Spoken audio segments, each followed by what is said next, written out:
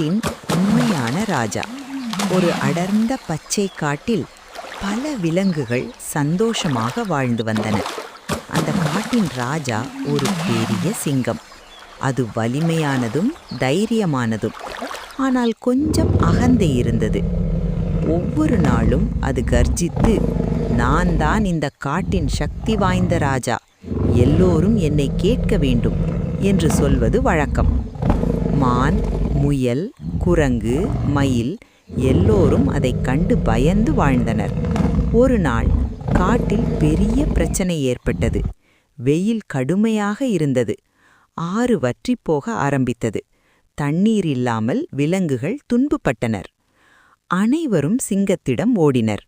ராஜாவே, தண்ணீர் இல்லை, என்ன செய்வது? சிங்கம் யோசித்தது. ஆனால் அதற்கு தீர்வு தெரியவில்லை.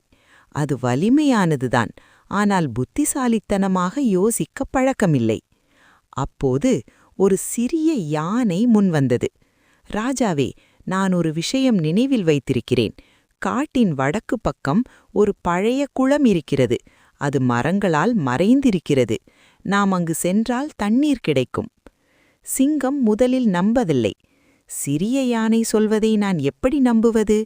ஆனால் வேறு வழியில்லாமல் எல்லோரும் யானையை பின்தொடர்ந்தனர். பல மணி நேரம் நடந்த பின் அவர்கள் உண்மையிலேயே ஒரு பெரிய குளத்தை கண்டுபிடித்தனர். எல்லா விலங்குகளும் மகிழ்ச்சியில் தண்ணீர் குடித்தனர். அன்று சிங்கம் உணர்ந்தது, ராஜா என்றால் வலிமை மட்டும் போதாது, மற்றவர்களின் அறிவையும் மதிக்க வேண்டும். அடுத்த நாள் சிங்கம் அனைத்து விலங்குகளையும் கூட்டியது. இனி இந்த காட்டில் நான் மட்டும் ராஜா இல்லை, ஒவ்வொருவரும் முக்கியம்.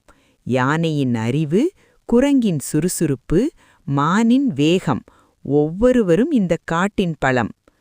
அந்த நாளிலிருந்து அந்த காட்டில் பயமில்லை, ஒற்றுமையும் நட்பும் மட்டுமே இருந்தது.